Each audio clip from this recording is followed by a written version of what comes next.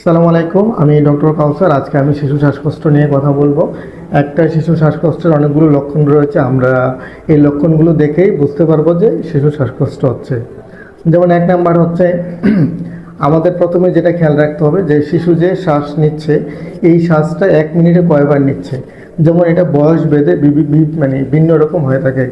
যেমন জন্ম থেকে শিশুর 2 মাস বয়স পর্যন্ত যদি শিশু 1 মিনিটে 60 বার অথবা তার বেশি শ্বাস নিয়ে থাকে তখন আমরা এটাকে শ্বাসকষ্ট বলবো।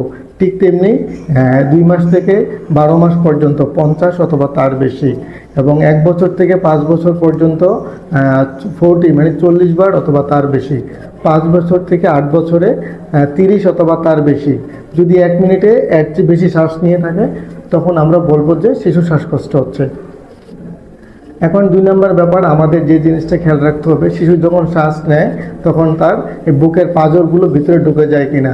যদি শ্বাস নেওয়ার সময় এমন মনে হয় যে তার ভিতরে পাঁজরগুলো ভিতরে ঢুকে যাচ্ছে তখন বুঝতে হবে শিশু শ্বাসকষ্ট হচ্ছে। এটাকে আমরা মেডিকেল টার্মে বলি চেস্ট ইনডোরিং।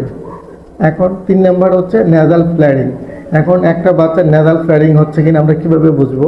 শিশু যখন শ্বাস নেবে তার নাকের যেই ছিদ্র রয়েছে এবং সেটা প্রশস্ত হয়ে যাবে।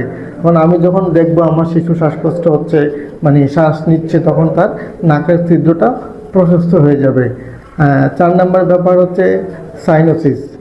একটা শিশু যখন শ্বাসকষ্ট হবে তার অক্সিজেনের শূন্যতা হবে, তখন এই কারণে তার পুরো সমস্ত শরীর নীল হয়ে যাবে, বিশেষ করে হাত, পা এবং মুখে শুরুতেই নীল হয়ে যাবে। এখন 5 নম্বর ব্যাপার, সেটা হচ্ছে হেড নোডিং।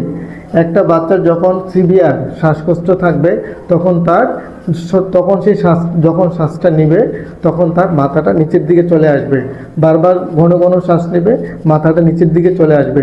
এটাকে বলি আমরা হেড নোডিং। এবং এটা হয় যখন সিভিয়ার শ্বাসকষ্ট হয় তখন তার অ্যাক্সেসরি মাসেলের অ্যাকশন বেড়ে যায়, এই কারণে তার হেড নোডিং হয়। এখন সর্বশেষ যে ব্যাপার 6 নম্বর পয়েন্টে, একটা বাচ্চার যখন শ্বাসকষ্ট থাকবে তখন তার গ্রান্টিং হবে, অর্থাৎ তার ঘন ঘন শ্বাস নেওয়ার জন্য সে পাবে, এবং এটা হচ্ছে শ্বাসকষ্টের একটা লক্ষণ। আমি সর্বমোট শ্বাসকষ্টের 6টা লক্ষণ বললাম। আশা করছি এই 6টা লক্ষণ দেখেই বাবা অথবা মা বুঝতে পারবেন আপনার বাচ্চার শ্বাসকষ্ট হচ্ছে কিনা, এবং যখনই এই লক্ষণগুলো আপনার বাচ্চার মধ্যে দেখবেন তখনই নিকটস্থ হসপিটালে চলে যাবেন এবং ডাক্তারের শরণাপন্ন হবেন। সামনে শীতকাল আসছে, বাচ্চার নিউমোনিয়া, ব্রঙ্কিয়াল অ্যাজমা এবং শ্বাসকষ্টজনিত যে রোগগুলো রয়েছে সবগুলোই বৃদ্ধি পাবে। আশা করছি এই ভিডিওটা দেখে আপনারা বাচ্চার শ্বাসকষ্টের লক্ষণগুলো বুঝতে পারবেন এবং অতি দ্রুত চিকিৎসার ব্যবস্থা করতে পারবেন। আসসালামু আলাইকুম।